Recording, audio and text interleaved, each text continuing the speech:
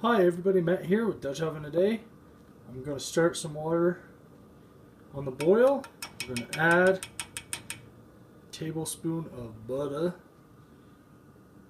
We're going to bring this to a boil. Should we call this a mystery meal? No, I'm just kidding. We're going to make brown rice casserole. I've got my charcoal preheating. So that warms up as this reaches a boil, and then we'll move on to the rice portion of the meal. Oh, and I almost forgot, we're going to add just under a tablespoon of chicken bouillon to our water as well. That's going to give it some salt and some extra flavor. Now, to a 9-inch cake pan, I've added a cup and a half of brown rice. I've also got a sheet of aluminum foil ready to go. Now that our water is boiling, we'll go ahead and kill the heat. I'm going to carefully add it to our brown rice. Now, if you have an 8-inch Dutch oven, you can make this right in the Dutch oven. Go ahead and give everything just a stir. The thing is, I don't have an 8-inch Dutch oven, so I'm modifying this original recipe using this cake pan. So we're going to crimp. I'm probably going to need 2 hands. Going to crimp this foil down and around it to seal in any moisture that might try to escape.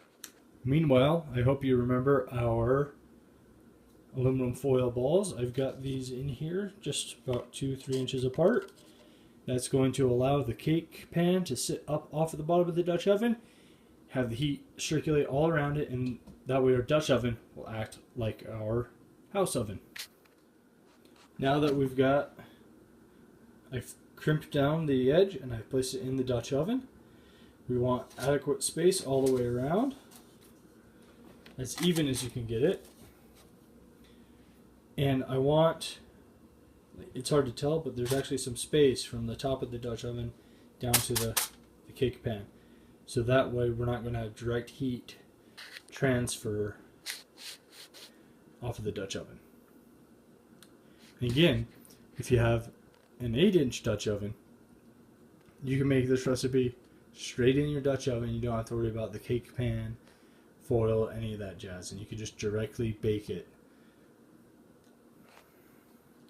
But I'm also showing this because it gives you an extra ability of what to do with your Dutch oven.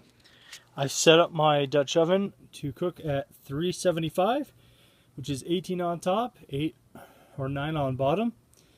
And we're going to let this go for an hour. Alright folks, 1 hour has passed. I gave both the lid and the body quarter turn. So we'll go ahead and remove all this from the heat. And just so people don't step on hot coals, push those together. And I'll put the charcoal chimney back on top of that.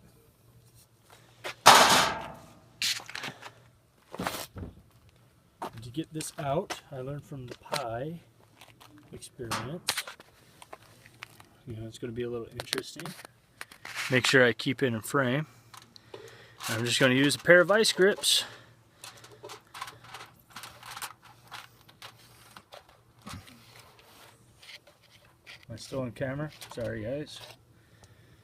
Alright, and we're going to go ahead and let this sit 10 minutes and enjoy it. Okay, there we go. There's a little bit of moisture left. We're going to let that sit for a minute, but we're just going to stir everything a bit.